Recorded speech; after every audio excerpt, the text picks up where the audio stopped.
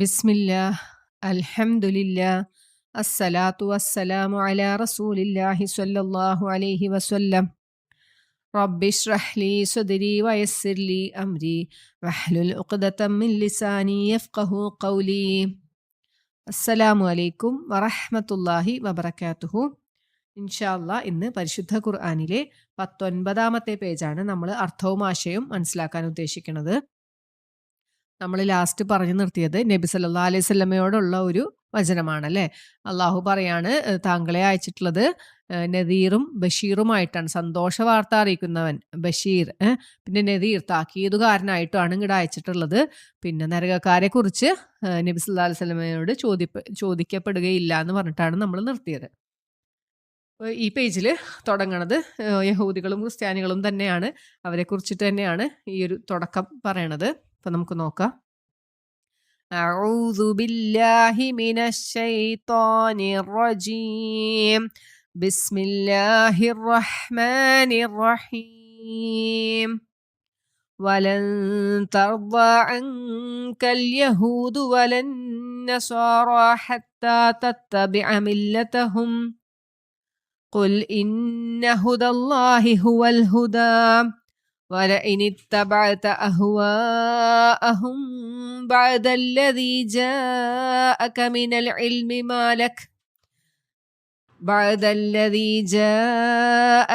العلم ما لك من الله من ولي ولا نصير. അപ്പോൾ ഈ ആയത്തിൽ പറയണത് എന്താണെന്ന് വെച്ചാൽ, യഹൂദികളും ക്രിസ്ത്യാനികളും എന്താണ്, അവർക്ക് രണ്ടുപേർക്കും വേദം കിട്ടിയിട്ടുണ്ട് അല്ലേ, വേദഗ്രന്ഥം കിട്ടിയിട്ടുള്ളവരാണ്. അവർ രണ്ടുപേരും വേദക്കാരായിരുന്നിട്ടും നബി സല്ലല്ലാഹു അലൈഹി വസല്ലമയിൽ വിശ്വസിക്കാത്തത് എന്താണ്? നബി സല്ലല്ലാഹു അലൈഹി വസല്ലമയുടെ സത്യതയിൽ അവർക്ക് സംശയം ഉണ്ടായിട്ടല്ല, അല്ലെങ്കിൽ അവർക്ക് തെളിവൊന്നും പോരാഞ്ഞിട്ടൊന്നും അല്ല അല്ലേ. അവരുടെ നടപടി പ്രകാരം അതനുസരിച്ച് നബി സല്ലല്ലാഹു അലൈഹി വസല്ലമ വരണം എന്നാണ് അവരാഗ്രഹം, അവരുടെ ഇച്ഛകളനുസരിച്ച്. അപ്പൊ നബി സല്ലല്ലാഹു അലൈഹി വസല്ലമയുടെ ഇച്ഛ, നബി സല്ലല്ലാഹു അലൈഹി വസല്ലമ പറയണ മാർഗത്തിലോട്ട് വരാൻ അവര് ഇച്ഛിക്കണമില്ല. അപ്പൊ ഇതില് പറയണ എന്താന്ന് വെച്ചാല്, നബി സല്ലല്ലാഹു അലൈഹി വസല്ലമ അവരുടെ ഇച്ഛകളെ പിൻപറ്റാത്തടത്തോളം കാലം അവര് നബി സല്ലല്ലാഹു അലൈഹി വസല്ലമയെ തൃപ്തിപ്പെടുകയില്ല എന്നാണ് പറയണത്. അപ്പൊ അള്ളാഹു നബി സല്ലല്ലാഹു അലൈഹി വസല്ലമയോട് പറയാണ്, നിശ്ചയമായും അള്ളാഹുവിന്റെ മാർഗമാണ് ശരിയായ മാർഗം എന്ന് പറയണം അവരോട്. അത് കഴിഞ്ഞിട്ട് അള്ളാഹു ഒരു താക്കീത് നൽകുകയാണ്.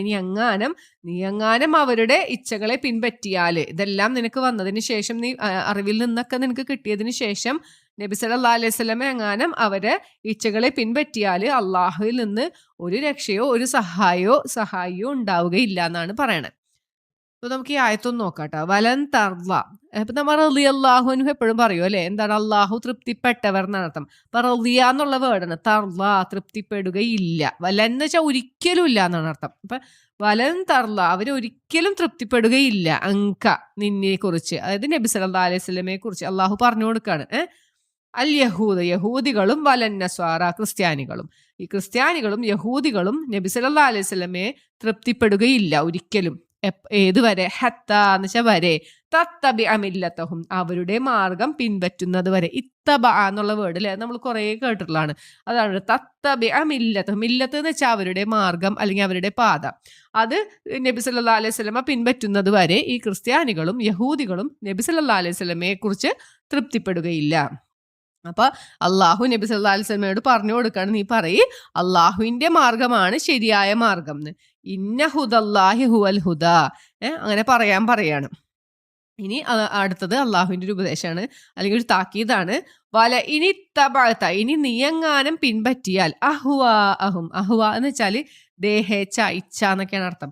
അവരുടെ ഇച്ഛകളെ നീ പിൻപറ്റിയാൽ, ബഅദല്ലദീ ജാഅക മിനൽ ഇൽമ്, അറിവിൽ നിന്നും നിനക്ക് വന്നതിനു ശേഷം, മാലക് നിനക്കിരുമാന്ന് ചെയ്യില്ല, ലക്ക നിനക്ക് ഇല്ല, മിനല്ലാഹി അള്ളാഹുവിൽ നിന്നും, മിൻ വലിയൻ ഒരു രക്ഷകനും അല്ലെങ്കിൽ ബന്ധുവും ഇല്ല, വലാ നസീർ ഒരു സഹായിയും ഉണ്ടാവുകയില്ല എന്ന് പറയാണ്. അപ്പൊ ഈ ഒരു താക്കീത് എന്ന് വെച്ചാൽ ഒരിക്കലും നബി സല്ലല്ലാഹു അലൈഹി വസല്ലമ അവരുടെ ഇച്ഛയ്ക്ക് വഴങ്ങും എന്ന് വിചാരിച്ചിട്ടുള്ള താക്കീതല്ല. ഈ യഹൂദികൾക്കും നസ്രാണികൾക്കും ഇനി അങ്ങനെ ഒരു വ്യാമോഹം വേണ്ട.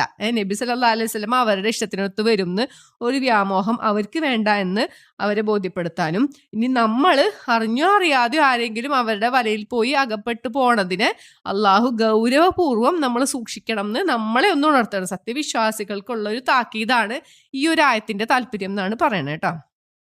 പിന്നെ അടുത്തൊരായത്തില് പറയണം എന്താ വെച്ചാല്, الذين آتيناهم الكتاب يتلونه حق تلاوته أولئك يؤمنون به ومن يكفر به فأولئك هم الخاسرون. ഇവിടെ പറയണ നമ്മൾ ശ്രദ്ധിക്കേണ്ട ഒരു പോർഷൻ എന്ന് വെച്ചാൽ ഹക്ക തിലാവത്തിഹി എന്നാണ്. അത് പാരായണം ചെയ്യേണ്ട മുറപ്രകാരം. ആ ഒരു വേർഡാണ് നമുക്ക് സ്ട്രൈക്ക് ചെയ്യേണ്ട വേർഡ് കേട്ടോ. എന്നുവെച്ചാൽ യാതൊരു കൂട്ടർ ആത്തൈനാഹും അവർക്ക് നാം നൽകിയിരിക്കുന്നു അൽ കിതാബ വേദഗ്രന്ഥം. അത് വേദഗ്രന്ഥം നൽകിയ ഒരു കൂട്ടര് അവരിത് പാരായണം ചെയ്യുന്നുണ്ട്. എങ്ങനെയാണ് പാരായണം ചെയ്യേണ്ട മുറപ്രകാരം പാരായണം ചെയ്യണം. ഉലായിക്ക് അക്കൂട്ടർ അങ്ങനെ മുറപ്രകാരം അവർ ചെയ്യേണ്ട പോലെ അവർ ചെയ്തിട്ടുണ്ടെങ്കിൽ ആ ഒരു വേദഗ്രന്ഥത്തിൽ അവർ വിശ്വസിക്കും. ഉലായിക്ക യുമിനൂന ബിഹി, അവരതിൽ വിശ്വസിക്കും. വമൻ യക്ഫുർ, ആരെങ്കിലും അതിൽ അവിശ്വസിച്ചാൽ ഫഉലായിക്ക, എന്നാൽ അക്കൂട്ടർ ഹുമുൽ ഖാസിറുൻ, അവരാണ് നഷ്ടക്കാർ. ഖാസിർ എന്ന് വെച്ചാൽ നഷ്ടം സംഭവിച്ച നഷ്ടക്കാർ അവരാണ് എന്നാണ് പറയുന്നത്. ഈ ഒരു ആയത്തിനെ കുറിച്ച് 2-3 അഭിപ്രായം, 2-3 തരത്തിൽ ഇതിനെ വ്യാഖ്യാനം നടത്തിയിട്ടുണ്ട്. അതായത് ഒരു വേദഗ്രന്ഥം നമുക്ക് കിട്ടിയിട്ട് ആ വേദഗ്രന്ഥം മുറപ്രകാരം പാരായണം ചെയ്താൽ അതിലവർ ശരിക്കും വിശ്വസിക്കും അല്ലെ. ചെയ്യേണ്ട പോലെ ചെയ്താൽ അവർ ഒരിക്കലും വിശ്വസിക്കുകയില്ല. അതേക്കുറിച്ച് ഇത് പറയണത് തൗറാത്തും ഇഞ്ചിയിലും കിട്ടിയ ആളുകൾ അവരത് പാരായണം ചെയ്യേണ്ട മുറപ്രകാരം, അത് അള്ളാഹു പറഞ്ഞ മാതിരി അത് പാരായണം ചെയ്ത് അതിൽ വിശ്വസിച്ചാൽ ഒരു കാരണവശാലും ഖുർആനിലോ നബി സല്ലല്ലാഹു അലൈഹി വസല്ലമയോ അവിശ്വസിക്കുന്നവരാകൂല. അപ്പൊ അവർക്ക് കിട്ടിയ വേദഗ്രന്ഥം അവർ കറക്റ്റായിട്ട് ചെയ്യേണ്ട പോലെ അവർ ചെയ്തിട്ടില്ല എന്നർത്ഥം. ഇനിയിപ്പോ നമ്മളെ സംബന്ധിച്ചാണെങ്കിൽ ഖുർആനാകുന്ന വേദഗ്രന്ഥം നമുക്ക് കിട്ടി, അത് ശരിക്കും പാരായണം ചെയ്താൽ, ഈ ശരിക്കും പാരായണം ചെയ്യുന്ന വെച്ചാൽ എന്താ ഉദ്ദേശിക്കണം? തജ്വീദ് മാത്രമല്ല, അതിന്റെ അർത്ഥം മനസ്സിലാക്കണം. അള്ളാഹു എന്താണ് നമ്മളോട് പറഞ്ഞിട്ടുള്ളതെന്ന് മനസ്സിലാക്കേണ്ട പോലെ മനസ്സിലാക്കിയാൽ പിന്നെ അതിലൊരു സംശയമോ ഒന്നും ഉണ്ടാവൂല നമുക്ക്. ഇപ്പൊ ചിലവർ പറയും, ഇനിയിപ്പൊ ഇതൊക്കെ ചെയ്തിട്ട് അവിടെ ചെന്ന് സ്വർഗ്ഗം ഇല്ലെങ്കിൽ നഷ്ടമായില്ലേ, ഉണ്ടാവോ, ഒരു ഡൗട്ടാണ്. ഇത് കഴിഞ്ഞിട്ട് ഇനി ഒരു ജന്മം ഉണ്ടാവോ എന്നൊരു ഡൗട്ടാണ്. അതെന്താ, ജാഹിലുകൾക്ക് അങ്ങനത്തെ ഡൗട്ട് ഉണ്ടാവുള്ളൂ. കാരണം ഇതിനെക്കുറിച്ചൊരു അറിവില്ല. ഖുർആൻ എന്താണ്, അള്ളാഹു എന്താണ് നമ്മളോട് പറഞ്ഞിരിക്കണെന്ന് അറിയാത്തവർക്ക് അങ്ങനത്തെ സംശയങ്ങൾ വരുള്ളൂ. അത് മുറപ്രകാരം ചെയ്യേണ്ട മാതിരി ചെയ്തിട്ടുണ്ടെങ്കിൽ ഒരിക്കലും അള്ളാഹു നൽകിയ വാഗ്ദാനങ്ങളിൽ ഒരു വിശ്വാസക്കേടും ഉണ്ടാവില്ല. അപ്പൊ നമ്മളെപ്പോഴും ഇത് പാരായണം ചെയ്യേണ്ട മുറപ്രകാരം എന്ന് വെച്ചാൽ മനസ്സിലാക്കി, അർത്ഥം മനസ്സിലാക്കി, അള്ളാഹു എന്താണ് നമ്മളോട് പറഞ്ഞിട്ടുള്ളതെന്ന് മനസ്സിലാക്കിയാൽ അപ്പൊ അള്ളാഹുവിന്റെ വാഗ്ദാനം ആഗ്രഹിച്ച് അതിൽ വിശ്വസിച്ച് നമുക്കൊരു ആവേശമാണ് അല്ലേ, നമുക്ക് ആ ഒരു സ്വർഗം കരസ്ഥമാക്കാനുള്ള ഒരു ആവേശവും, പിന്നെ അള്ളാഹുവിന്റെ താക്കീതുകളെ സൂക്ഷിക്കാനും അതിനോടൊരു ഭയം വരണമെങ്കിൽ ഇതെന്താന്ന് ശരിക്കും മനസ്സിലാക്കണം. എന്നാലേ നമുക്ക് ഇതിന് പറ്റുള്ളൂ. അങ്ങനത്തെ ആളുകൾക്ക് മാത്രമേ അതിന് പറ്റുള്ളൂ. അങ്ങനത്തെവരാണ് ഇതിനെക്കുറിച്ച് ചിന്തിക്കുള്ളൂ. ചിന്തിച്ച് ഭക്തിയോടുകൂടി പാരായണം ചെയ്യണം എന്നാണ് ഇതിൽ നിന്ന് മനസ്സിലാവേണ്ട ഒരു കാര്യം. അള്ളാഹു അങ്ങനെയുള്ളവരുടെ കൂട്ടത്തിൽ നമ്മളെ ഉൾപ്പെടുത്തട്ടെ. ആമീൻ. മനസ്സിലാക്കേണ്ട മുറപ്രകാരം മനസ്സിലാക്കണം അല്ലെ. അപ്പൊ നമുക്ക് ഒരുപാട് സ്ഥലത്ത് ഇങ്ങനത്തെ ഈ വാക്കുകൾ, നമസ്കരിക്കേണ്ട മുറപ്രകാരം നമസ്കരിക്കണം അല്ലെ. അപ്പൊ വിശ്വസിക്കേണ്ട മുറപ്രകാരം. അപ്പൊ നമ്മളെപ്പോഴും ചെയ്യേണ്ട കാര്യം അത് കൃത്യമായി ചെയ്താൽ അതിൽ നമ്മൾ 100%ഉം നമ്മളതിൽ ആത്മാർത്ഥത കൊടുത്തിട്ടുണ്ടെങ്കിൽ നമ്മൾ വിജയിക്കും എന്നുള്ള കാര്യം 100% ഉറപ്പാണ്. അപ്പൊ അള്ളാഹു നമുക്ക് അതിനുള്ള തൗഫീക്ക് നൽകട്ടെ. ആമീൻ. അപ്പൊ അതാണ് കേട്ടോ ഈ ആയത്ത്. ഇനി അടുത്തൊരായത്തിൽ പറയണത് ഇസ്രായേൽ സന്തതികളെ കുറിച്ചിട്ടാണ്. നമുക്ക് മുമ്പ് പറഞ്ഞ ഒരു സെയിം ആയത്ത് തന്നെയാണ് ഇവിടെയും പറയണത്. നമ്മളൊരു 40s ആ ഒരു ആദ്യ ഭാഗത്ത് നമ്മളൊരു 2 ആയത്തുകൾ പറയുന്നുണ്ട്. യാബനി ഇസ്രായേൽ എന്ന് പറഞ്ഞിട്ട് തുടങ്ങുന്ന ആയത്തുകളുണ്ട്. ഇസ്രായേൽ സന്തതികളെ, നിങ്ങൾക്ക് ഞാൻ നൽകിയ അനുഗ്രഹത്തെ നിങ്ങൾ ഓർക്കുവിൻ, നിങ്ങൾ എന്നോടുള്ള കരാർ പാലിക്കൂ, അപ്പൊ ഞാൻ നിങ്ങളോടുള്ള കരാർ നിറവേറ്റാം എന്നൊരു ആയത്തുണ്ട്. പിന്നെ ഒരു ആയത്തുണ്ട് സെയിം തന്നെ, ഇപ്പൊ നമ്മൾ പറയണ ഈ സെയിം ആയി തന്നെയാണ്. ഇസ്രായേൽ സന്തതികളെ, നിങ്ങൾക്ക് ഞാൻ നൽകിയ അനുഗ്രഹത്തെ നിങ്ങൾ ഓർക്കുവിൻ, നിങ്ങളെ ഞാൻ ലോകരിൽ ശ്രേഷ്ഠരാക്കിയിരിക്കുന്നു എന്ന് പറയുന്നുണ്ട്. ആ സെയിം ആയി തന്നെയാണ് കേട്ടോ ഇവിടെയും. ഇവരെക്കുറിച്ച് അപ്പൊ അള്ളാഹു നൽകിയ അനുഗ്രഹത്തെക്കുറിച്ച് വീണ്ടും വീണ്ടും വീണ്ടും അള്ളാഹു ഇവരെ ഓർമ്മിപ്പിക്കുകയാണ് അവർ ചിന്തിക്കാൻ വേണ്ടിയിട്ട്. യാ ബനി ഇസ്രായേൽ ഉദ്കുറൂ നിഅമതി അല്ലത്തി അൻഅംതു അലൈക്കും വ അന്നി ഫദ്ദൽതുക്കും അലൽ ആലമീൻ. ലോകരിൽ വെച്ച് നിങ്ങളെ ഞാൻ ശ്രേഷ്ഠനാക്കിയത് നിങ്ങളൊന്ന് ഓർക്കാൻ പറയാണ്. പിന്നെ അടുത്തൊരായത്ത്, അതും അള്ളാഹു മുമ്പ് പറഞ്ഞിട്ടുള്ള ആയത്ത് തന്നെയാണ്.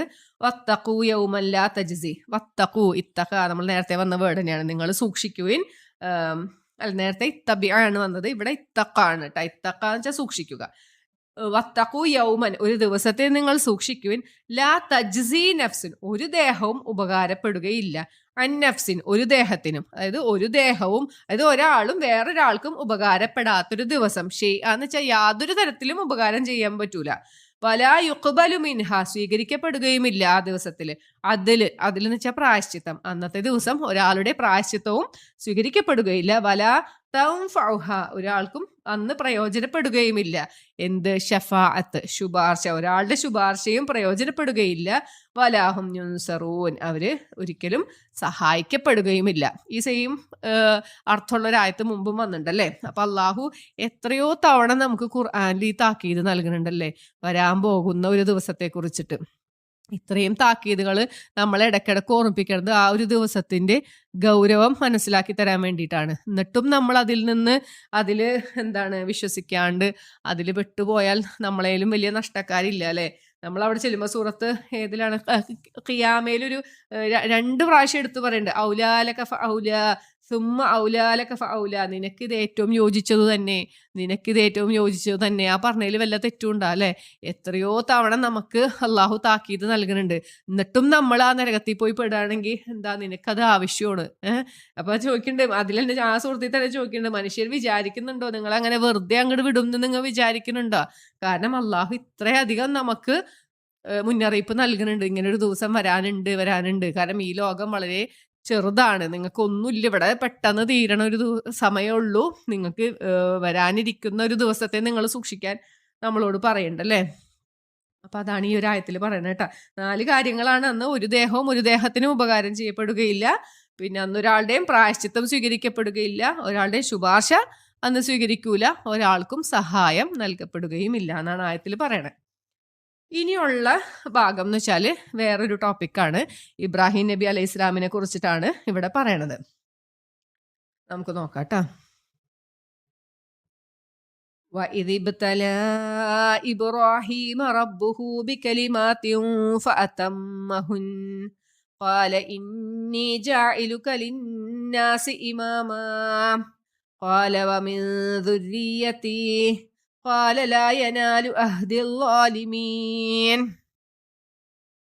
ഇവിടെ പറയണെന്താ, ഇബ്രാഹിം നബി അലൈഹി ഇസ്ലാമിനെ കുറിച്ചിട്ടാണ് പറയണത്. ഇബ്രാഹിം നബി അലൈഹി സ്വലാമിന് അള്ളാഹു പരീക്ഷിച്ച സന്ദർഭത്തിനെ കുറിച്ചിട്ടാണ്. ഇതെന്ന് വെച്ചാൽ ഒരു സന്ദർഭമാണ് അല്ലെ, നമ്മൾ മുമ്പും പറഞ്ഞിട്ടുണ്ട്. അപ്പൊ ഇബ്തല എന്ന് വെച്ചാൽ പരീക്ഷിക്കുക. അപ്പൊ പരീക്ഷിച്ച ഒരു സന്ദർഭം, ഇബ്രാഹിം നബി അലൈഹി സ്വലാമിനെ പരീക്ഷിച്ച സന്ദർഭം. ആരാണ് പരീക്ഷിച്ചത്? റബ്ബുഹു, അദ്ദേഹത്തിന്റെ റബ്ബ്. ബി കലിമാത്തിൻ, ചില വാക്കുകൾ കൊണ്ട് അല്ലെങ്കിൽ കൽപ്പനകൾ കൊണ്ട്, ഇബ്രാഹിം നബി അലൈഹി സ്വലാമിനെ അള്ളാഹു പരീക്ഷിച്ച സന്ദർഭം. ഫഅതമ്മഹുൻ, എന്നിട്ട് ഈ പരീക്ഷണത്തിൽ അദ്ദേഹം പൂർത്തിയാക്കി എന്നാണ്. ആ പരീക്ഷണത്തിൽ അദ്ദേഹം വിജയിച്ചു. അത്തമ്മ എന്ന് വെച്ചാൽ പൂർത്തിയാക്കി. തമ്മ ഖാല, അപ്പൊ അള്ളാഹു പറഞ്ഞു, ഇന്നി ജാഇലുക ലിന്നാസി ഇമാമ, നിശ്ചയമായും ഞാൻ നിന്നെ മനുഷ്യരുടെ നേതാവാക്കുന്നതാണെന്ന് പറഞ്ഞു. ഈ പരീക്ഷയിലൊക്കെ വിജയിക്കുമ്പോൾ പ്രൈസ് കൊടുക്കണ മാതിരി അള്ളാഹുവിന്റെ പരീക്ഷണത്തിലെല്ലാം ഇബ്രാഹിം നബി അലൈഹി സ്വലാം വിജയിച്ചു. അപ്പൊ അള്ളാഹു അതിന് കൊടുക്കണ ഒരു ഇതാണ് മനുഷ്യരുടെ നേതാവാക്കി ഇബ്രാഹിം നബി അലൈഹി ഇസ്ലാമിനെ അല്ലെ. നമ്മൾ ഓരോരുത്തരും അല്ലെ നമസ്കാരത്തിൽ ഒരു ദിവസം എത്ര തവണ ഇബ്രാഹിം നബി അലൈഹി ഇസ്ലാമിനെ ഓർക്കേണ്ടതാണ്. നമസ്കാരത്തിൽ നമ്മൾ ഓർക്കുന്നുണ്ടോ എന്ന് അള്ളാഹു ആലം. നമ്മൾ അത്തഹിയാത്ത് ചൊല്ലുമ്പോ അല്ലെ നമ്മൾ ഓർക്കേണ്ടതാണ് ഇബ്രാഹിം നബി അലൈഹി ഇസ്ലാമിനെ. പിന്നെന്താ, അപ്പൊ ഈ ഇമാമാക്കാന്ന് പറഞ്ഞപ്പോ തിരിച്ച് ഇബ്രാഹിം നബി അലൈഹി ഇസ്ലാം ചോദിക്കുകയാണ്, അള്ളാഹുയെ എൻ്റെ മക്കളെയും എൻ്റെ സന്തതികളിൽ നിന്നും നീ നേതാക്കളെ ഉണ്ടാക്കി തരുമോ എന്ന് ചോദിക്കുകയാണ്. അത് ഏതൊരു പിതാവിനും നമുക്ക് കിട്ടിയ അനുഗ്രഹം മക്കൾക്കും കിട്ടണം എന്ന് ആണ് എല്ലാ പിതാക്കന്മാരും ആഗ്രഹിക്കുക അല്ലെ. അപ്പൊ അതുപോലെ ഇബ്രാഹിം നബി അലൈഹി സ്വലാം അള്ളാഹുവിനോട് ചോദിക്കുകയാണ്, എൻ്റെ മക്കളിൽ നിന്നും സന്തതികളിൽ നിന്നും ആക്കുമോ എന്ന് ചോദിക്കുകയാണ്. അപ്പൊ അള്ളാഹു തിരിച്ചു മറുപടി പറയണേ, ലാ യനാലു, ബാധിക്കുകയില്ല, അഹ്ദില്ലാലിമീൻ, അക്രമികളുടെ മേൽ എൻ്റെ കരാറ് ബാധിക്കുകയില്ലാന്ന്. അതായത് അക്രമികളെ ഞാൻ നേതാവാക്കൂല എന്നാണ് പറയണത്. അപ്പൊ അതിൽ നിന്ന് മനസ്സിലാവുന്ന ഒരു കാര്യം, ഇബ്രാഹിം നബി അലൈഹി ഇസ്ലാമിന്റെ സന്താന പരമ്പരയിൽ അക്രമികൾ വരാനുണ്ട് എന്ന് അപ്പൊ തന്നെ മനസ്സിലാവാണ് അല്ലെ. ഇബ്രാഹിം നബി അലൈഹി ഇസ്ലാമിന്റെ സന്താന പരമ്പരകൾ ആരൊക്കെയാണ്? 2 മക്കളാണുള്ളത്. ഇസ്മായിൽ അലൈഹി സ്വലാം ഉണ്ട്, ഇസ്ഹാഖ് അലൈഹി സ്വലാം ഉണ്ട്. ഇസ്ഹാഖ് അലൈഹി സ്വലാമിന്റെ സന്താന പരമ്പരയാണ് ഈ ഇസ്രായേലിൽ യഹൂദികളും ക്രിസ്ത്യാനികളും ഒക്കെ ആയത്. പിന്നെ ഇസ്മായിൽ അലൈഹി സ്വലാമിന്റെ സന്താന പരമ്പരയാണ് അറബികൾ. ഈ 2 കൂട്ടരിലും നല്ല ആളുകളും ഉണ്ട്, അക്രമികളും ഉണ്ട്. അപ്പൊ അവിടെ തന്നെ അള്ളാഹു പറയാണ് അക്രമികളെ ഞാൻ നേതാവാക്കുകയില്ല എന്നല്ലേ. ഖുർആനിൽ നമുക്ക് ഇപ്പൊ സൂറത്തു മറിയത്തിൽ കാണാം സക്കരിയ അലൈഹി ഇസ്ലാമിന്റെ ഒരു പ്രാർത്ഥന. എന്താണ്? എനിക്ക് പിൻഗാമിയായിട്ട് ഒരു കുഞ്ഞിനെ തരണേന്ന്, പ്രബോധനത്തിനായിട്ട്. സക്കരിയ അലൈഹി ഇസ്ലാം അത്രയും വാർദ്ധക്യത്തിലായിരിക്കുന്ന സമയത്ത് ആണ് പ്രാർത്ഥിക്കണത്. അപ്പോൾ അദ്ദേഹത്തിന്റെ ഭാര്യ മച്ചിയാണ്.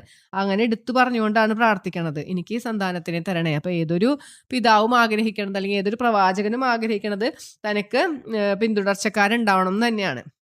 ഇപ്പൊ മൂസാ നബി അലൈഹി സ്വലാം അള്ളാഹുവിനോട് പ്രാർത്ഥിക്കുന്നുണ്ട്, എന്താ എൻ്റെ സ്വന്തക്കാരിൽ നിന്നും എനിക്കൊരു സഹായകനെ നൽകണേ എന്ന് പ്രാർത്ഥിക്കുന്നുണ്ട്. അതുപോലെ തന്നെ ഈ സൂറത്തിൽ കുറച്ച് മുന്നോട്ട് പോകുമ്പോൾ നമുക്ക് കാണാം യാക്കൂബ് അലൈഹി സ്വലാമിന്റെ പ്രാർത്ഥന മരണമാസന്നമായ സന്ദർഭത്തിൽ നിങ്ങൾ എനിക്ക് ശേഷം ആരെയാണ് പിൻപറ്റുക എന്നൊക്കെ ചോദിക്കുന്നുണ്ട്.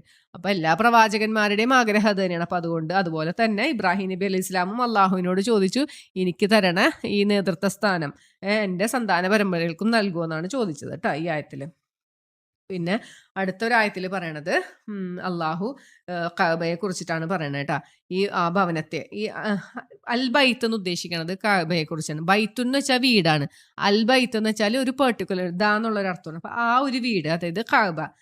ഇത് ജഅൽനൽ ബൈത്ത, ഇതെന്ന് വെച്ചാൽ ഒരു സന്ദർഭം, ജഅൽന നാം ആക്കിയ സന്ദർഭം, അൽ ബൈത്ത ആ വീടിനെ, മസാബത്തൻ ഒരു സങ്കേതമാക്കി, ലിന്നാസി മനുഷ്യർക്ക് വേണ്ടിയിട്ട്, വ അംനൻ ഒരു അഭയവും, വത്തഖിദൂ മിൻ മഖാമി ഇബ്രാഹിമ മുസല്ല നിങ്ങൾ ഉണ്ടാക്കുകയും ചെയ്യുവിൻ, മിൻ മഖാമി ഇബ്രാഹിം എന്ന് വെച്ചാൽ ഇബ്രാഹിം നിന്ന സ്ഥാനത്ത് നിന്ന്, മുസല്ല ഒരു നമസ്കാര സ്ഥാനം, വ അഹിദ്ന നാം കൽപ്പന കൊടുക്കുകയും ചെയ്തു, ആർക്ക്? ഇലാ ഇബ്രാഹിമ വ ഇസ്മായിൽ, ഇബ്രാഹിം അലൈഹി ഇസ്ലാമിനും ഇസ്മായിൽ അലൈഹി ഇസ്ലാമിനും നാം കൽപ്പന കൊടുത്തു. എന്തെന്നാ കൊടുത്തത്?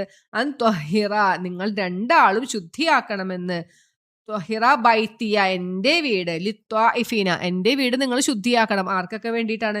ലിത്വാഇഫീന തവാഫ് ചെയ്യുന്നവർക്ക്, പ്രദക്ഷിണം ചെയ്യുന്നവർക്ക്, വൽ ആക്കിഫീന ഭജനമിരിക്കുന്നവർക്കും, വർറുക്കൈ സുജൂദ് ചെയ്യുന്നത് അത് കുമ്പിടുന്നവർക്കും, അതായത് നമസ്കരിക്കുന്നവർക്കും വേണ്ടി നിങ്ങൾ എൻ്റെ ഭവനത്തെ ശുദ്ധിയാക്കി വെക്കണം എന്നാണ് അള്ളാഹു പറഞ്ഞത്. അപ്പൊ എന്താ, അള്ളാഹു കഅബയെ എങ്ങനെയാണ് ആക്കിയിരിക്കണത്? ഒരു ജനങ്ങൾ വന്ന് കൂടുന്ന ഒരു സങ്കേതം, മനുഷ്യർക്ക് ഒരു സങ്കേതമാണല്ലേ. നമുക്കിപ്പോൾ ആലോചിച്ചറിയാം എത്രയോ കോടിക്കണക്കിന് ജനങ്ങളാണ് അവിടെ ഒത്തുകൂടുന്നത് അല്ലേ. ആക്കിയിട്ടുണ്ട്. പിന്നെന്താ, അവിടെ നിർഭയത്താണ്, അമ്നാണ്, ഒരു അഭയസ്ഥാനമാണ്. അവിടെ ഒരിക്കലും ഒരു യുദ്ധമോ ഒരു അക്രമമോ ഉണ്ടാവില്ല എന്നാണ്. നമുക്ക് അവിടെ ഒരു വേട്ടയാടാനോ അല്ലെങ്കിൽ അവിടുത്തെ സസ്യങ്ങളെ പറിക്കാനോ ഒന്നും പാടില്ല, ആ ഒരു എന്താണ് ഹറമിന്റെ ഏരിയയിലുള്ളത്. അപ്പൊ അള്ളാഹു ആ ഭാഗത്തിനെ നിങ്ങൾക്ക് നിർഭയമാക്കി തന്നിട്ടുണ്ട്. പിന്നെന്താണ്, ഇബ്രാഹിം അലൈഹിസ്സലാം നിന്ന മക്കാമ ഇബ്രാഹിം നമുക്കിപ്പോ കാണാം അല്ലെ, ഒരു ഗ്ലാസിന്റെ ഇതിലിട്ട് വെച്ചിങ്ങനെ പോയിട്ടുള്ളവർ കണ്ടിട്ടുണ്ടാവും. അപ്പോൾ അതിനെ ഒരു നമസ്കാര സ്ഥലമാക്കിക്കൊള്ളാനാണ് അള്ളാഹു അവിടെ പറയണത്. അപ്പൊ ആ ഒരു പോർഷനെ സംബന്ധിച്ചിട്ട് പറയാനുള്ള എന്താണെന്ന് വെച്ചാൽ, അത് ഉമർ റളിയല്ലാഹു അൻഹുവിന്റെ ഒരു അഭിപ്രായമാണ് ആദ്യം ഉണ്ടായെന്നാണ്. അപ്പൊ അനസ് റളിയല്ലാഹു അൻഹു പ്രസ്താവിച്ചതായിട്ട് കാണാം കേട്ടോ. പ്രസ്താവിച്ചതായി ഇമാം അഹ്മദ് ഉദ്ധരിക്കുകയാണ്. എന്താണ്, ഉമർ റളിയല്ലാഹു അൻഹു പ്രസ്താവിക്കുകയുണ്ടായി, ഞാൻ എൻ്റെ റബ്ബുമായി 3 കാര്യത്തിൽ ഒത്തുവന്നിട്ടുണ്ട്. അതായത് ഉമർ റളിയല്ലാഹു അൻഹുവിന്റെ അഭിപ്രായത്തിനെ അള്ളാഹു ശരിവെച്ചുകൊണ്ട് ആയത്തുകൾ ഇറക്കിയ സന്ദർഭങ്ങളാണ് പറയണത്. ഫസ്റ്റത്തെ കാര്യം ഇതാണ് പറഞ്ഞത്, മക്കാം അതായത് ഉമർ റളിയല്ലാഹു അൻഹു നബി സല്ലല്ലാഹു അലൈഹി വസല്ലമയോട് പറയാണ്, അള്ളാഹുവിന്റെ റസൂലെ നമുക്ക് മക്കാം ഇബ്രാഹിമില് അതിന്റെ അടുത്ത് നമുക്കൊരു നമസ്കാര സ്ഥലം സ്വീകരിച്ചെങ്കിൽ എന്ന് പറഞ്ഞപ്പോൾ അള്ളാഹു ഈ ആയത്തിറക്കി. എന്താണ്, വത്തഖിദൂ മിൻ മഖാമി ഇബ്രാഹിമ മുസല്ല നിങ്ങൾ അവിടെ ഒരു നമസ്കാര സ്ഥാനം ഉണ്ടാക്കുകയും ചെയ്യുമെന്ന് അള്ളാഹു ആയത്തിറക്കി. പിന്നത്തെ ഒരു സംഭവം എന്ന് വെച്ചാൽ, അള്ളാഹു നബി സല്ലല്ലാഹു അലൈഹി വസല്ലമയോട് പറയാണ്, അള്ളാഹുവിന്റെ റസൂലെ അങ്ങയുടെ ഭാര്യമാരുടെ അടുത്ത് നല്ല ആൾക്കാരും ചീത്ത ആൾക്കാരും ഒക്കെ വരുന്നുണ്ട്, അതുകൊണ്ട് അവരോട് പർദ്ദ ആചരിക്കാൻ അവിടെ നിന്ന് പറഞ്ഞിരുന്നെങ്കിൽ എന്ന് ഉമർ റളിയല്ലാഹു അൻഹു ആണ് അഭിപ്രായപ്പെടുന്നത്. അപ്പോഴത്തേനും അള്ളാഹു പർദ്ദയുടെ ആയത്തിറക്കാണ് സൂറത്ത് അഹ്സാബിൽ അല്ലെ. നബി സല്ലല്ലാഹു അലൈഹി വസല്ലമയുടെ പത്നിമാരോട് പർദ്ദ ധരിക്കാൻ പറഞ്ഞിട്ട് ആയത്ത് ഇറങ്ങാണ്. അത് കഴിഞ്ഞിട്ട് പിന്നെ ഒരു സന്ദർഭം പറയണത് എന്താ, റസൂൽ സല്ലല്ലാഹു അലൈഹി വസല്ലമയുടെ ഭാര്യമാര് നബീനെ ചെലവിന് കിട്ടാത്തത് പോരാന്ന് പറഞ്ഞിട്ട് പ്രശ്നം ഉണ്ടാക്കി. അത് ചെലവ് അത് അവർക്ക് അന്ന് വളരെ പരിമിതമായ ജീവിതമാണ് അവർക്ക്. അപ്പൊ അവരങ്ങനെ പ്രശ്നം ഉണ്ടാക്കിയ സമയത്ത് ഉമർ റളിയല്ലാഹു അൻഹു അവരോടുത്ത് പറയുന്നുണ്ട്, നബി സല്ലല്ലാഹു അലൈഹി വസല്ലം എങ്ങാനും നിങ്ങളെ വിവാഹമോചനം ചെയ്താൽ നിങ്ങളേലും നല്ല ഭാര്യമാരെ അള്ളാഹു അദ്ദേഹത്തിന് കൊടുക്കുമെന്ന് പറയുന്നുണ്ട്. അപ്പോൾ അള്ളാഹു സൂറത്ത് എന്താണ് തഹ്രീമിൽ ആയത്തിറക്കിയത് എന്താ, നിങ്ങള് നബി സല്ലല്ലാഹു അലൈഹി വസല്ലമ നിങ്ങളെ ത്വലാഖ് ചൊല്ലിയാല് നിങ്ങളേലും ഉത്തമരായ, അവിടെ കുറെ ക്വാളിഫിക്കേഷൻ പറയുന്നുണ്ട് ഭാര്യമാർക്ക്, എന്താ മുസ്ലിങ്ങളാണ്, മിനത്താണ്, കാനിതാത്താണ്, താബിയാത്താണ്, അത് ധാരാളം ഇബാദത്ത് ചെയ്യുന്നവരും നോമ്പനുഷ്ഠിക്കുന്നവരും സത്യവിശ്വാസികളും, അങ്ങനെ ഒരു 4, 5, 6 ക്വാളിറ്റി പറയുന്നുണ്ട്. അങ്ങനത്തെ ഭാര്യമാരെ അള്ളാഹു നൽകും എന്ന് പറഞ്ഞിട്ട് അള്ളാഹു ആയത്ത് അവതരിപ്പിക്കുന്നുണ്ട്.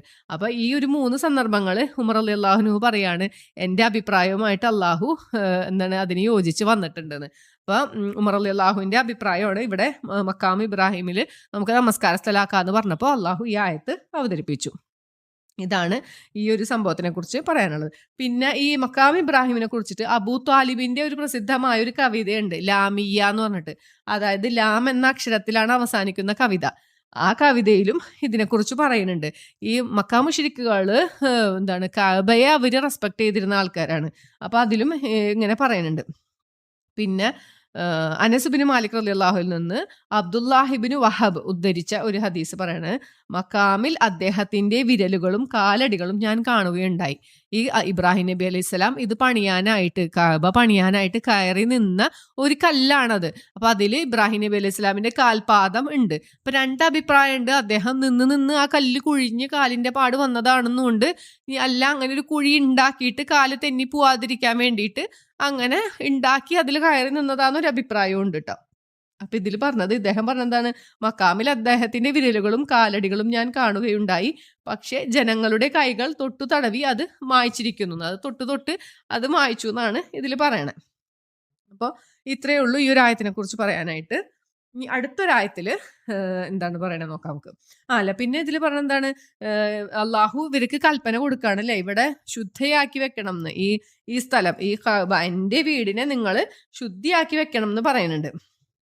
ഈ ശുദ്ധിയാക്കാന്ന് ഉദ്ദേശിച്ചത് എന്താണ്, വിഗ്രഹങ്ങള്, ശിർക്ക് പരമായ ആരാധനകള്, മ്ലേച്ഛതകള്, തോന്നിയവാസങ്ങള്, നല്ലതല്ലാത്ത സംസാരങ്ങൾ, മാലിന്യങ്ങൾ, അക്രമം, ഇതൊന്നും അവിടെ ഉണ്ടാവാൻ പാടില്ല എന്നാണ് ഇതോട് ഉദ്ദേശിക്കുന്നത്. അപ്പൊ നമ്മളും അതിനൊക്കെ ബാധ്യസ്ഥരാണ്. നമ്മൾ അവിടെ നമ്മൾ കാണുന്നുണ്ടല്ലേ, എപ്പോഴും ക്ലീനിങ് ആണ് അല്ലെ, ക്ലീൻ ചെയ്തുകൊണ്ടേയിരിക്കുന്ന ആൾക്കാരെ കാണാം അവിടെ, അള്ളാഹുവിന്റെ ഭവനത്തെ ക്ലീൻ ചെയ്തുകൊണ്ടിരിക്കണം. അപ്പൊ ആ ഒരു വൃത്തി മാത്രമല്ല ഈ പറയുന്ന വിഗ്രഹങ്ങളും ശിർക്ക് പരമായ ആരാധനകളും ഒന്നും അവിടെ, നമ്മളവിടെ ചെന്നിട്ട് നമ്മുടെ സംസാരമൊക്കെ വളരെ സൂക്ഷിച്ചായിരിക്കണം എന്ന് നമ്മളിതിൽ മനസ്സിലാക്കണം കേട്ടോ.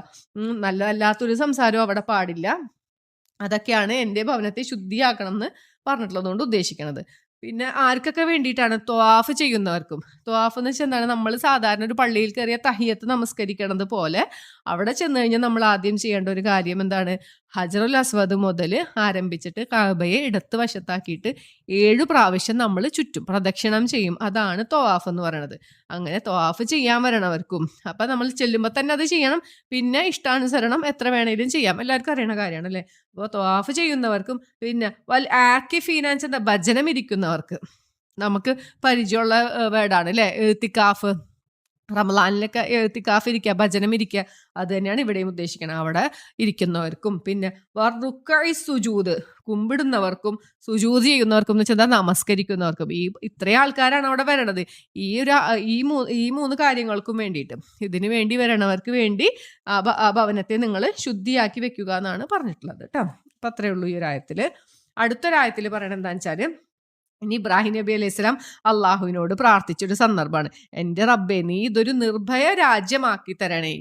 ഈ ഇബ്രാഹിം നബി അലൈഹി സ്വലാം അവിടെ ചെല്ലുമ്പോൾ എങ്ങനെയാണ്, മരുഭൂമിയാണല്ലേ, ഒന്നുമില്ല. ഹാജർ അലൈഹി സ്വലാമിനെ പിന്നെ ഇസ്മായിൽ അലൈഹി സ്വലാം കൊണ്ടുവന്നാക്കിയ ഒരു സമയം എന്ന് വെച്ചാൽ എന്താണ്, ഒരു പുൽക്കൊടി പോലും ഇല്ലാത്തൊരു സ്ഥലത്താണ് കൊണ്ടുവന്നാക്കിയത് അല്ലേ. നമ്മൾ തൊട്ട് മുമ്പിലത്തെ ഒരു ആയത്തിൽ പറഞ്ഞില്ലേ, ഇബ്രാഹീമിനെ നാം പരീക്ഷിച്ച സന്ദർഭം എന്ന്. ആ പരീക്ഷണത്തിൽ ഏതൊക്കെ പരീക്ഷണങ്ങൾ ഉണ്ടായിരുന്നു? ആദ്യം തന്നെ ആസർ അല്ലെ, പിതാവ് ആരായിരുന്നു? ഒരു ബിംബങ്ങൾ ഉണ്ടാക്കി വിൽക്കണ ഒരാളായിരുന്നു. അവിടെ നിന്ന് തുടങ്ങുകയാണ്. അപ്പോൾ ഈ ബിംബാരാധനയ്ക്കെതിരെ ശബ്ദമുയർത്തിയ ആളാണ് ഇബ്രാഹിം നബി അലൈഹി സ്വലാം. അങ്ങനെ സുഹൃത്തു മറിയത്തിൽ തന്നെ അത് പറയുന്നുണ്ട്. വളരെ വിനയത്തോടു കൂടിയാണ് പിതാവിനോട് യാ ബത്തി എന്ന് വിളിച്ചിട്ടാണ് പറയണത്. എൻ്റെ പിതാവേ, ഇത് യാതൊരു ഉപകാരവും ഉപദ്രവവും ചെയ്യാത്ത ഇതിനെ ആരാധിക്കല്ലേ എന്ന് പറയുന്നുണ്ട്. അങ്ങനെ 2-3 ആയത്തുകൾ ഉണ്ട് അങ്ങനെ ഉപദേശിക്കണം. എന്നിട്ട് എന്താണ്, നാട്ടിൽ നിന്ന് പുറത്താക്കണം, ഇവിടുന്ന് പോയിക്കോളാനാണ് പിതാവ് പറയണത്. അങ്ങനെ അവിടെ നിന്ന് പോകുന്നുണ്ട്. പിന്നെ രാജാവ് കൊണ്ടുപോയിട്ട് തീ കുണ്ടാരത്തിലോട്ട് ഇടുന്നുണ്ട് അല്ലേ ഇബ്രാഹിം നബി അലൈഹി ഇസ്ലാമിനെ. എന്നിട്ട് അള്ളാഹു അതിനെ തണുപ്പാക്കി കൊടുക്കുകയാണ് ചെയ്തത്. പിന്നെ ഈ ഹാജറ ബീവിനെയും ഇസ്മായിൽ അലൈഹി സ്വലാമിനെയും ഒരു പുൽക്കൊടി പോലും മുളയ്ക്കാത്ത മരുഭൂമിയിൽ, ഇപ്പോഴത്തെ അവസ്ഥ ഒന്ന് ആലോചിച്ച് നോക്കിയല്ലേ. അന്ന് കൊണ്ടുവന്നാക്കുമ്പോൾ ഒന്നുമില്ല, വെള്ളമില്ല, ഭക്ഷണമില്ല, തണലില്ല, അങ്ങനെ ഒരു സ്ഥലത്ത് കൊണ്ടുവന്നാക്കി പോവുകയാണ്. അപ്പോഴും ഒന്നും മിണ്ടാണ്ട് തിരിച്ചു പോകുമ്പോൾ ഹാജറ ബീവി ചോദിക്കുന്നുണ്ട്, എന്താ പോണത് എന്ന് ചോദിച്ചിട്ടും മിണ്ടണില്ല. അപ്പൊ ചോദിച്ചൊരു ചോദ്യം എന്താണ്, ഇത് അള്ളാഹു കൽപ്പിച്ചിട്ടാണോ എന്നാണ് ചോദിക്കണേ. അവരുടെ ഒരു ആ ഈമാനിന്റെ ഒരു കരുത്ത് നമുക്ക് അതിൽ നിന്ന് മനസ്സിലാക്കാം അല്ലെ. അതേന്ന് പറഞ്ഞപ്പോൾ പിന്നെ ഹാജറ ബീവിക്ക് ഒരു പേടിയുമില്ല, കാരണം അള്ളാഹു സംരക്ഷണത്തിനുണ്ട് എന്ന് അവിടെ ഉറപ്പാണ്. പിന്നെ വന്നൊരു പരീക്ഷണം എന്തായിരുന്നു? ഈ ആറ്റുനോറ്റ് കിട്ടിയ പുത്രനാണ് ഇസ്മായിൽ അലൈഹി സ്വലാം അല്ലെ, അറക്കാൻ പറഞ്ഞ് ഒരു പരീക്ഷണം വന്നു. അപ്പോഴും വേണമെങ്കിൽ ഇബ്രാഹിം നബി അലൈഹി സ്വലാമിനെ ചോദിച്ചു നോക്കാം അല്ലെ അള്ളാഹിനോട്, അള്ളാഹുേ ഇത് മാത്രം ഒന്ന് മാറ്റിത്തരുമോ, വേറെ എന്ത് വേണമെങ്കിലും ഞാൻ ചെയ്യാം. നമ്മളൊക്കെ ആണെങ്കിൽ ചിലപ്പോൾ ചോദിക്കും അല്ലേ മക്കളുടെ കാര്യമൊക്കെ വരുമ്പോൾ. പക്ഷെ ഇബ്രാഹിം നബി അലൈഹി സ്വലാമിന്റെ അള്ളാഹുവിനോടുള്ള അനുസരണമാണ് ആ പറയണത്. അപ്പൊ അതുകൊണ്ടാണ് അവിടെ പറഞ്ഞത് ഇതിനെല്ലാം അദ്ദേഹം പൂർത്തിയാക്കി എന്ന് പറയുമ്പോൾ നമ്മൾ ഈ പരീക്ഷണങ്ങളെ കുറിച്ചൊക്കെ ഒന്ന് ആലോചിക്കണം കേട്ടോ. ഞാൻ അവിടെ പറയാനത് വിട്ടുപോയി. അപ്പൊ ഈ പരീക്ഷണത്തിലൊക്കെ വിജയിച്ചു. അപ്പൊ ഈ മോനും അങ്ങനെ പറഞ്ഞതല്ലേ, പിതാവേ എന്നെ ക്ഷമയുള്ളവനായി താങ്കൾക്ക് കാണാം, വിഷമിക്കേണ്ട, അർത്തോളാനാണ് പറയണത്. പക്ഷെ അള്ളാഹുവിന്റെ കാരുണ്യം കൊണ്ട് അറക്കേണ്ടി വന്നില്ല.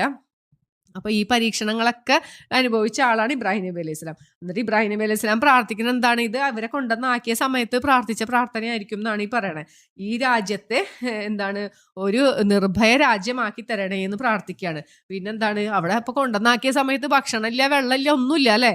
അപ്പൊ പിന്നത്തെ പ്രാർത്ഥന എന്താണ്? ഇവിടത്തെ ആളുകൾക്ക്, എങ്ങനത്തെ ആളുകൾക്കെന്ന് പറയുന്നുണ്ട് കേട്ടാ, ഭക്ഷിക്കാനായിട്ട് ഫലങ്ങളിൽ നിന്ന് നീ നൽകണമേ. എങ്ങനത്തെ ആളുകൾക്കാണ്? വിശ്വസിക്കുകയും അള്ളാഹുവിലും അന്ത്യദിനത്തിലും വിശ്വസിച്ചവർക്ക് നീ ഭക്ഷണം നൽകണേന്നാണ് ഇബ്രാഹിം നബി അലൈഹി സ്വലാം പ്രാർത്ഥിക്കണത്. അപ്പൊ തിരിച്ച് അള്ളാഹു പറയുന്നത്, അങ്ങനെ പ്രാർത്ഥിക്കാനുള്ള കാരണം എന്തായിരിക്കാം എന്നാണ് പറയുന്നത്. എന്ന് വെച്ചാൽ തൊട്ട് മുമ്പ് പ്രാർത്ഥിച്ചു അല്ലെ, എൻ്റെ മക്കൾക്കും നേതൃത്വ സ്ഥാനം തരണേന്ന് പറഞ്ഞപ്പോൾ അള്ളാഹു പറഞ്ഞെന്താ, അക്രമികൾക്ക് ഞാൻ കൊടുക്കൂല എന്ന് പറഞ്ഞു. അപ്പൊ അതുകൊണ്ടായിരിക്കണം ഇവിടെ ഇബ്രാഹിം നബി അലൈഹി സ്വലാം പ്രാർത്ഥിക്കണം എന്താണ്, വിശ്വസിച്ചവർക്ക് നീ ഭക്ഷണം നൽകണേന്നാണ് പ്രാർത്ഥിക്കണത്. അപ്പൊ അള്ളാഹു അവിടെ തിരുത്താണ്, എന്താ, അവിശ്വസിച്ചവർക്കും ഞാൻ ഭക്ഷണം നൽകും. അള്ളാഹുവിന്റെ കാരുണ്യം അവിടെ എടുത്ത് കാണിക്കുകയാണ് അല്ലേ. അള്ളാഹു ഇപ്പൊ ഭക്ഷണം തരണ്ടാന്ന് വെച്ചാൽ നമുക്ക് കൊണ്ടുവന്ന് തരാൻ ആരെങ്കിലും ഉണ്ടാ? നമ്മളെ സൂറത്ത് മുൽക്കിൽ അല്ലേ അങ്ങനെ കുറച്ച് ആയത്തുകൾ ചോദിക്കുന്നുണ്ട്. ആകാശത്തൊന്നും കല്ലുമഴ വരുമോ, അല്ലെങ്കിൽ ഭൂമിയിലോട്ട് ആണ്ട് പോകും, നിങ്ങൾക്ക് പേടിയില്ലേ, അള്ളാഹു അല്ലാണ്ട് നിങ്ങൾ ആര് സഹായിക്കും എന്നൊക്കെ ചോദിക്കുന്നുണ്ട്. അപ്പോൾ ഇവിടെ എന്താണ് അള്ളാഹു പറയണത്, അവിശ്വസിച്ചവർക്കും ഞാൻ ഭക്ഷണം നൽകും. പക്ഷേ അത് കഴിഞ്ഞിട്ട് അള്ളാഹു പറയണത് എന്താണ്, അവർക്ക് വളരെ കുറച്ച് മാത്രമേ സുഖം അനുഭവിക്കൂ. അതായത് ഈ ലോകത്ത് അവർക്ക് കുറച്ച് സുഖമൊക്കെ ഞാൻ അനുഭവിപ്പിക്കും. അത് കഴിഞ്ഞിട്ട് അവരെ നിർബന്ധപൂർവ്വം എവിടേക്ക് കൊണ്ടുപോകും, നരകശിക്ഷയിലേക്ക് വരുവാൻ അവരെ ഞാൻ നിർബന്ധിതരാക്കും. അവിടെ ചെല്ലുന്ന സ്ഥലം വളരെ മോശം എന്നാണ് ഈ ഒരു ആയത്തിൽ പറഞ്ഞ് അവസാനിക്കണത്. അപ്പൊ ഇത്രയേ ഉള്ളൂ ഈ ഒരു പേജില്. അപ്പൊ എന്താ തുടക്കം പറയണെന്താ, യഹൂദികളെയും ക്രിസ്ത്യാനികളെയും കുറിച്ചിട്ടാണ് പറഞ്ഞത്. അത് കഴിഞ്ഞിട്ട് ഇസ്രായേൽ സന്തതികളെ അവരെ ഓർമ്മിപ്പിക്കുകയാണ്, അവർക്ക് നൽകിയ ഒരു അനുഗ്രഹത്തെക്കുറിച്ച് ഓർമ്മിപ്പിക്കുകയാണ്, വരാൻ പോണ ദിവസത്തെക്കുറിച്ച് ഓർമ്മിപ്പിക്കുകയാണ്. അത് കഴിഞ്ഞിട്ട് ഇബ്രാഹിം നബി അലൈഹി സ്വലാമിനെയും ഇസ്മായിൽ അലൈഹി സ്വലാമിനെയും കുറിച്ച് കഅബ ഉണ്ടാക്കിയതും എന്താണ് അള്ളാഹു ഇബ്രാഹിം നബി അലൈഹി സ്വലാമിന്റെ പ്രാർത്ഥനയും ഇബ്രാഹിം നബി അലൈഹി സ്വലാമിനെ നമ്മുടെ നേതാവാക്കിയ കാര്യമൊക്കെയാണ് ഈ ഒരു പേജിൽ പറയണത്. അപ്പൊ ഇത്രയേ ഉള്ളൂ. 120 തുടങ്ങി 126 വരെയാണ് ഈ പേജിലുള്ളത്. ഇൻഷാ അല്ലാഹ് അടുത്ത പേജിൽ നമുക്ക് അടുത്തൊരു ഓഡിയോയിൽ കാണാം ഇൻഷാ അല്ലാഹ്. സുബ്ഹാനക അല്ലാഹുമ്മ വബിഹംദിക അഷ്ഹദു അൻ ലാ ഇലാഹ ഇല്ലാ അൻത അസ്തഗ്ഫിറുക വഅതൂബു ഇലൈക്. അസ്സലാമു അലൈക്കും വറഹ്മത്തുള്ളാഹി വബറകാതുഹു.